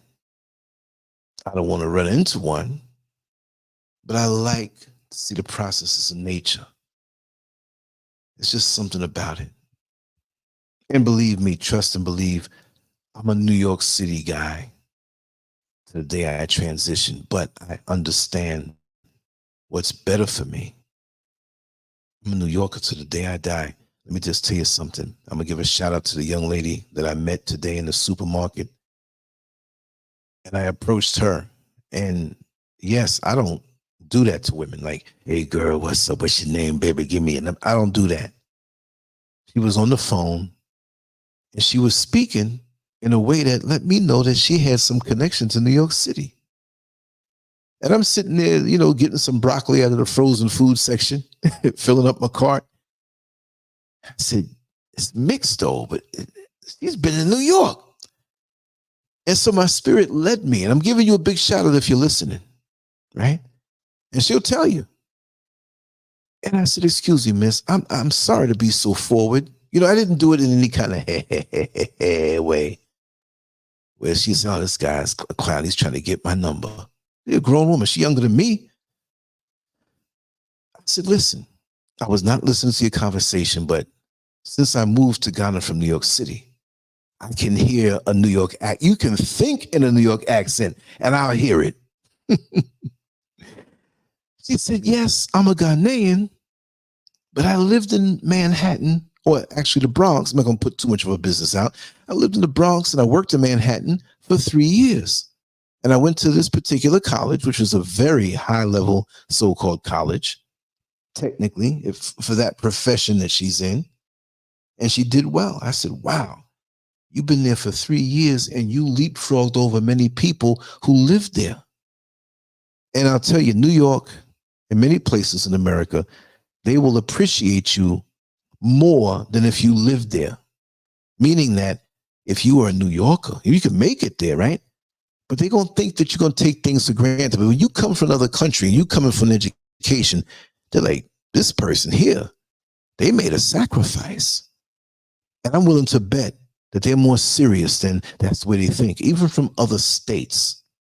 When you come from other states other than New York, and I could imagine it's like that in Chicago, Dallas, whatever, that everything is riding on you succeeding, so they're going to take a chance on you, right? So we spoke a little more. She gave me her card. I showed her some things that I'm about, just as proof of me not being some clown. And I told her, I said, listen, well, she told me, and I could tell her this part. She says, I was there and I was doing very well, but I had to come back home. There's just something about that place that didn't resonate with me. And those weren't her exact words. But I said, bless you, sister, because I think you did right. So I told her I wanted to have her come on the show, hopefully soon. I told her I'm going to call her tomorrow, which tomorrow for you is still tomorrow and still yesterday for me. You didn't hit midnight if you're on the East Coast or even the West Coast. Just to switch the numbers all the way. And I told her, I said, well, listen, I want you to come on as a Ghanaian woman who went to the States and did very well, but knew that you were better off here. Because if I'm going to tell them that, I have conversations with Ghanaian men and women. They're, oh God, why would you come to a place like this? Why do you want to come to Ghana? Why do you want to America? I said, listen, you don't know what's going on over there. There are people who are living what they may think is a good life. I'm not knocking America, y'all. That's what made me what I am. All I'm saying is that what's going on there with the reduced dollar and the stress and the crime and the drugs and the crooked politicians and the diseases and the threat of war and being a target and hated by the world. If you can go. Many people can't afford to leave. I understand that. Make the best of it where you're there. Go to a better part. Go closer to nature, whatever it is. But if you have a sincere desire in anything that you want to do in this world, like my mother used to tell me, the universe is going to meet you halfway. The universe is going to subsidize your dreams, but you have to be sincere about it and you have to be ready to make sacrifices to make it happen. Like I said, When you're running that race, it's about you beating yourself. When you see that finish line and your lungs are burning and your thighs are burning, and it seems like you're going slower, but you can see that finish line off in the distance where you couldn't see it before. But now it's getting closer and closer. And something inside of you kicks in to push as hard as you can because you know it's not going to be too long now. That's what you have to have in your heart to do to succeed and beat the system. Because if you don't, the system is going to beat you. See, I know we're strong, but why should we have to be in such a struggle? Why do we have to be in such a fight when there are other places that we can go to? But first, it has to be in your head. Because running to another place with the same toxicities, I'm not throwing off on anybody, I'm just speaking this stuff. It's not going to change because you'll bring your roaches to the new apartment or the new house. You see what I mean? The change has got to happen inside of you first. And there's some who lived here, who live in America and don't want to come here. That's okay. Whatever place you can find that peace. But I would suggest, no matter where you are in the world, even if it's cold and just warm for a little bit, find yourself where you can walk barefoot and detox. Find yourself where you're in a quiet place and can see the squirrels and the birds, and be close to that. Because man is ripping this world up, tearing up forests, taking away the greenery. And we need that to vibrate. All I can say is that I sleep so deep. When my head hits the pillow, I'm out. And when I wake up, I feel as though I took a trip somewhere.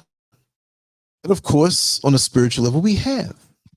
But even more so, because my body is resting and secured. And when I close my eyes, I'm looking at the lights on the other side of the mountain. And it's an experience for me. Like I said, I'm a New Yorker to the day I transitioned. That's what brought me to connect with the young lady. And it was divine because she brings a lot of knowledge and is very intelligent. And I can't wait to have her on the show. She agreed. And I can't wait.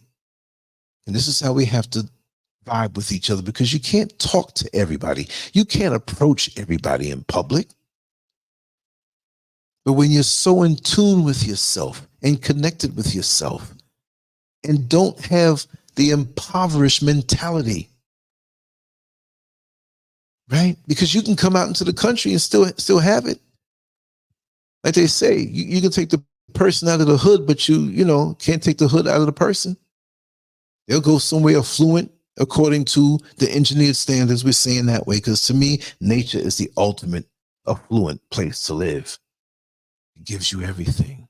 All the greenery around you. The oxygen is fresh. Every animal and insect has a purpose. Everything has a purpose. If I go back to my old neighborhood in Queens, New York, where I grew up, you can't find the insects like we used to have it.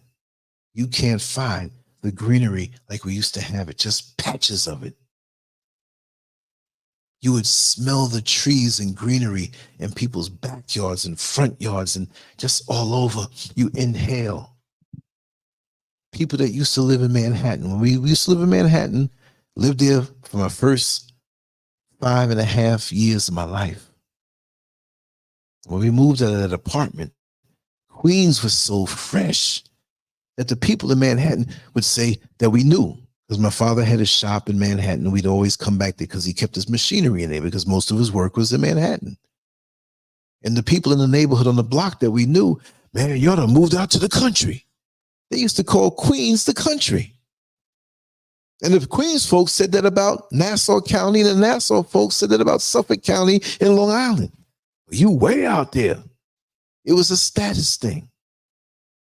But it was beautiful wherever you were. And now we have this thing on a global level now. It's chic. It's the happening thing now. Oh, to go to Africa. But like I said, it will not be a good experience if you don't change what's on the inside. But like this couple here, they would do so much better if they said, hey, we're in this situation and we're going to take time coming out of it.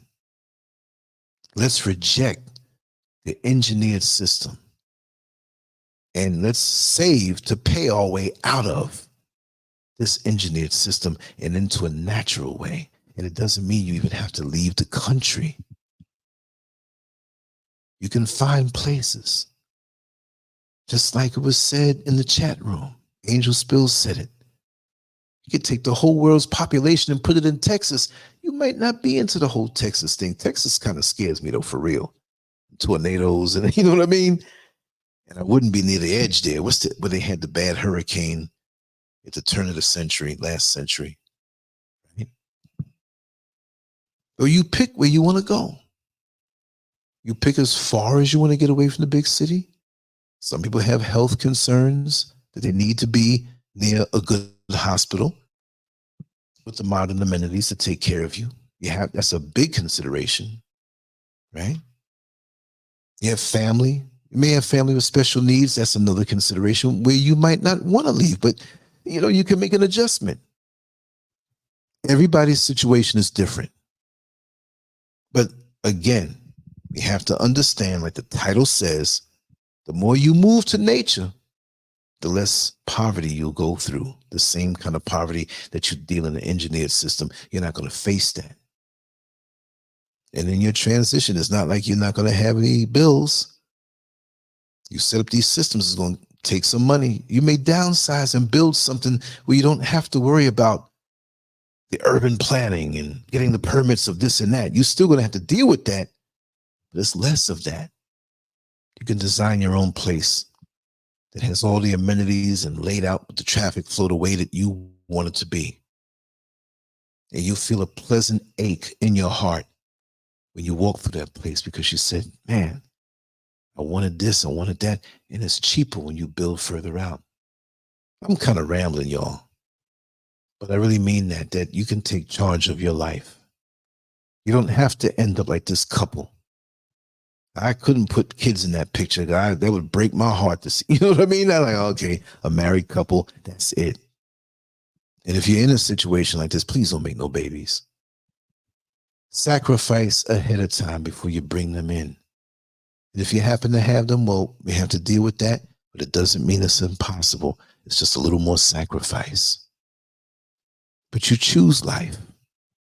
Don't let life place you where it wants to place you, because in the system, it's never really going to be a good placement. You're going to end up where you can afford. If you can't afford it, you're going to end up somewhere bad where there's more crime and things can happen. You coming home from work, you done got paid. You ain't got no cash on you. It's direct deposit, but you can't tell somebody who's going to stick a gun to your head and shoot you to ramble through your pockets. A lot of advantages. The only thing I look over my shoulder for here is snakes. I'd rather that than the human snakes that backstab you, try to smear your character, try to reduce you into nothingness when you have the seeds of greatness inside of you. I'd rather that. So when I open up my door, even if I get up early in the morning, because usually I wake up around 4:30 now, and look at it. For me, it's time to wake up. It's 4:06 a.m. I ain't getting up. I'm already up. I'm not going to stay up. I did what I had to do in the morning. So I water the plants. That's part of my chores every other day. It's already dead. I'm sleeping. I'm straight sleeping. I ain't going nowhere for a couple of days. I'm straight sleeping and lounging and doing my work. But I just wanted to vibe with you on this level. And that's what came to me. And I have to thank the individual who stoked that conversation. I didn't make this title. They did. I give credit where credit is due. If they want to remain incognito, yes, I will allow that. But I'm not going to take credit for what the divine forces of this universe gave to me. And yeah, I ran with it a little bit. But the bottom line is I'm open for suggestions and I look out for things like that. And it comes to me. So this is why I can't really tell you, well, tomorrow we're going to talk about this, and on Monday and Tuesday. And I mean, I know we have Neil Frazier coming on Monday. I'm looking forward to that one. I'm not going nowhere. I'm going to be right here. I'm not doing the show through the phone. I'm doing it right on the computer. I want to soak it up. I just found myself out and I couldn't get back in time. And I said, you know what, instead of dealing with all that traffic, let me hang back, do the show through the phone, let it go through. But I like to do it in front of my equipment. You holding that phone, you scared you're going to hit that button, hit the show off, and all cut. The phone drops and says, oh man, I don't want to cut this thing off. But I just am so happy to be here. I'm going to wrap this down now. Think I'm all talked out. You think that's the truth? I'm always talking. Bongo G, welcome in. I'm going to acknowledge some of the people here. Raw, Vital, Vegetarian. I'm glad you're here. Angel Spills, thank you for that. About Texas. Yeah, thank you.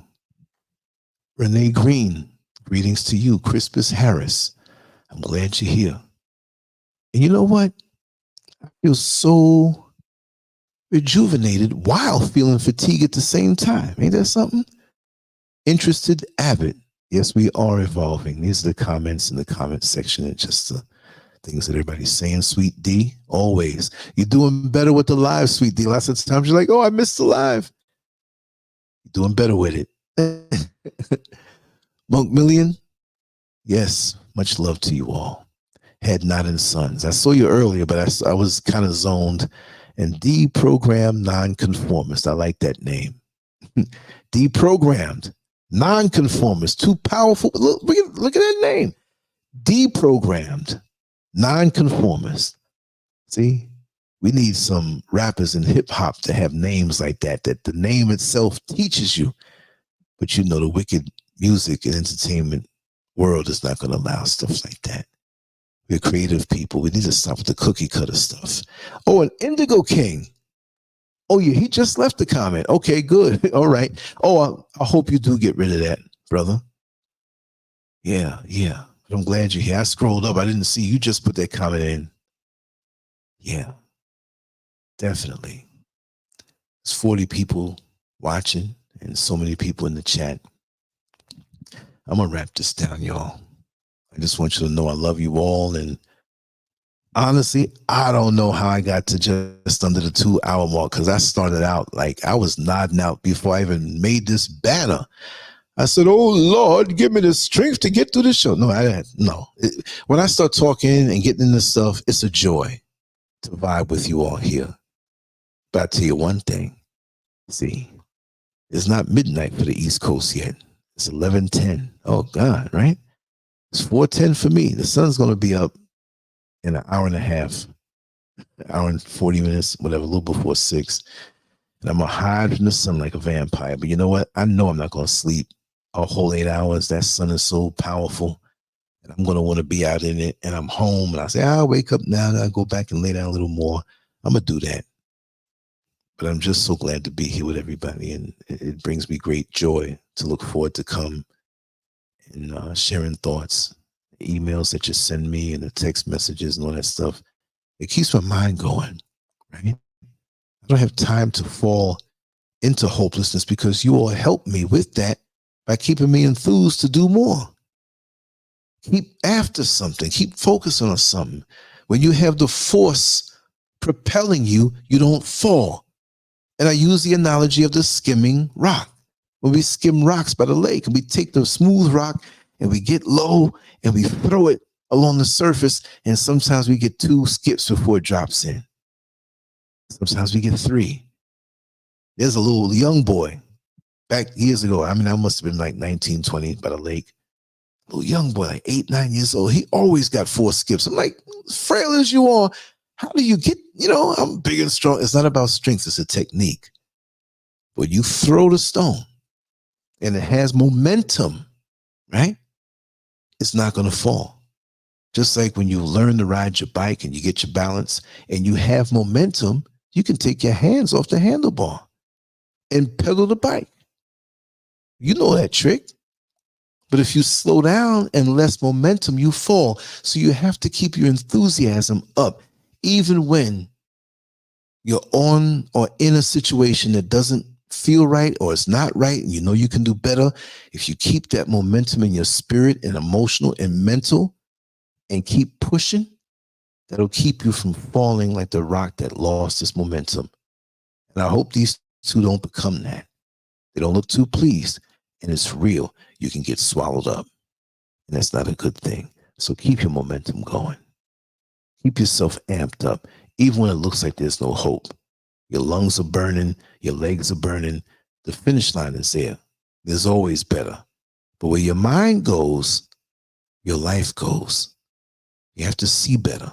Get around better people, a higher level. You can't be around these NPCs and low vibrational monitoring spirits who only want the worst for you because they've given up. And you got to protect yourself at all times on a spiritual level. We forget to do that. Every smiling face is not for you. And you got to have the balls to get rid of them out of your life. Zero contact. Get rid of them. Get rid of them. You'll notice immediately that your life will go higher. And it's a beautiful thing. Anyway, I shouldn't be eating this time of the morning, but I can say it's a breakfast, right? And then go to bed and it's like on my stomach. So I'm going to have a little sip of something, maybe a little tea, and I'm going to hit the sack. But when I wake up, I know I'm going to wake up with some more creativity, and I'm just going to take care of business. Whatever time that is, I'm coming back. We're going to talk again. We'll be inspired. But anyway, much love to you all. Take care. Thank you for swinging by. Like, share, and subscribe, and all that good internet social media talk. Share it out. But I hope I proved some points. I hope that I inspired folks in some way or clarified certain states of mind between living in the system and living out in nature. Just remember that there is no poverty in nature. You won't end up like this in nature. All the fruit hanging around and land, and, you know, even if you start to build a small home and live in one room and take your time and build it the way they do out here with the folks who were born and raised in Ghana. And people see the home and say, look at that. That's nothing. There's no mortgages out here like that. So you got to take your time, but every time you lay a cinder block, every time you build and form out a window and a door, your dream is coming true and you have hope. In America, you got to get a mortgage for so many hundreds of thousands of dollars for an inferior made structure that you got to pay for 30 years. Some of us get 15 years, but that's too long. I'd rather do it brick by brick and be in it and watch it grow. Watch the dream be born. Anyway, I will bring that real estate lady on soon. I call her that because I ain't going to say her name right away. And let's dream. Let's dream. Let's have vision. Let's have hope. No matter where you are, the lower you fall is the more chance that you're going to rise and come up. Not that you want to fall, but you can always move up. Even when you're up, you can move up. You can damn sure move up when you're all the way down. Just remember that, okay? I'm going to head out of here. Thank you so much. LANCESCURV out. I wish you the best, and I send you all positive energy. That's all what it's about. Peace.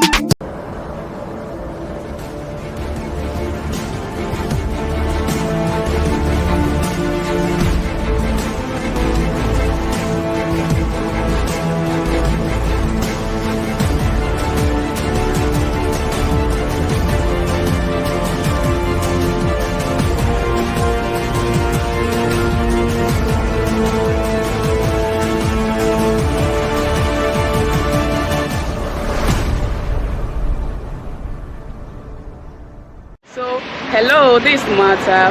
Actually, today I got to meet my friend Lance. Yes, I got to meet my friend Lance. This is my first time meeting him in person, and he's a very kind man, seriously. I do talk with him on phone, on WhatsApp, but I've never got to meet him. But today, it's just extraordinary. He's very, anything you want to know about life, anything you want to know about just human, just like anything you want to know about life, please. YouTube, Telegram, Instagram, Twitter, all the social media channels, you got to find him there. He's very inspiring. He's very positive. If you want anything positive about life, please subscribe to LANCESCURV. And then every day you got to see different videos, different talks, different topics about life. See you.